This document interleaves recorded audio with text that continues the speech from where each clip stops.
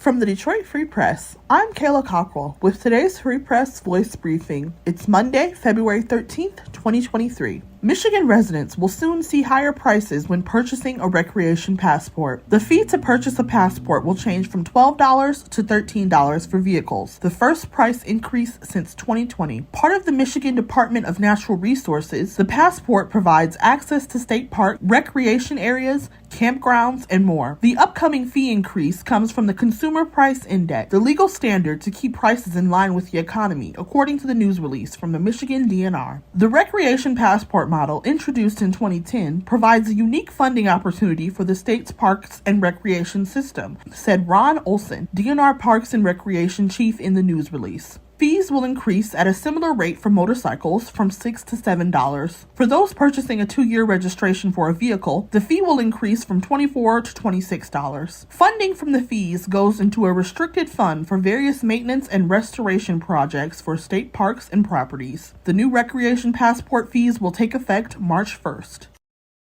The Food Network's Kids Baking Championship series is back for season 11, featuring a local contestant among its dozen bakers vying for the title and $25,000. Genevieve Cachat of Troy is among the 6 remaining contestants. The next show airs Monday. In this series, the kids are challenged with creating the latest desserts and sweets, along with a business technique. The final 2 episodes will be on February 20th. In the first episode, 4 remaining contestants will need to make their version of the loaded cookie. 1 will be eliminated, and 3 will move on to the next and final episode, which will determine the winner. One young baker will earn the grand prize of $25,000 and a spot in Food Network magazine and a title of Kids Baking Champion. I'm Sue Solaski, Detroit Free Press food writer. Does your Valentine crave sliders? After taking a pause during the pandemic, White Castle locations are resuming their Valentine's Day dinner event. From 4 to 9 p.m. Tuesday, select White Castle locations will decorate their dining rooms for Valentine's Day. There will be hostess seating of guests and tableside service. Guests will order off the menu and be served at the table. Valentine's Day dining at White Castle began in 1991, and the last Dine-In Valentine's Day event was in 2020, which attracted more than 30,000 people, according to White Castle. Nearly 20 Metro Detroit locations are participating. For a list of locations and to reserve a spot, go to whitecastle.com. For Valentine's Day, White Castle will also offer the Love Cube for 2.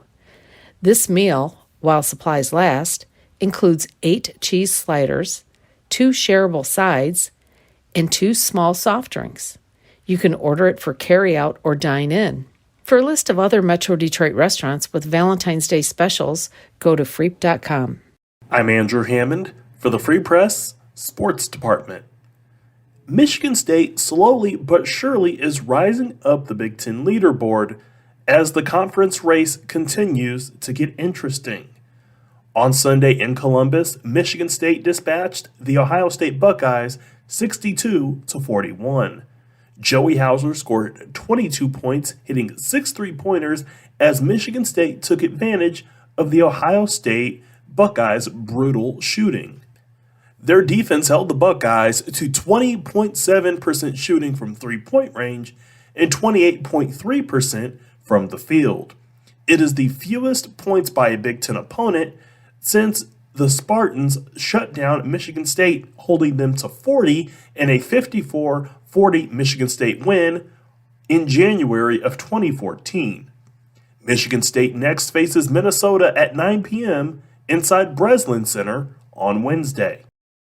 For more stories from the Detroit Free Press, be sure to check out freep.com. That's FREEP.com.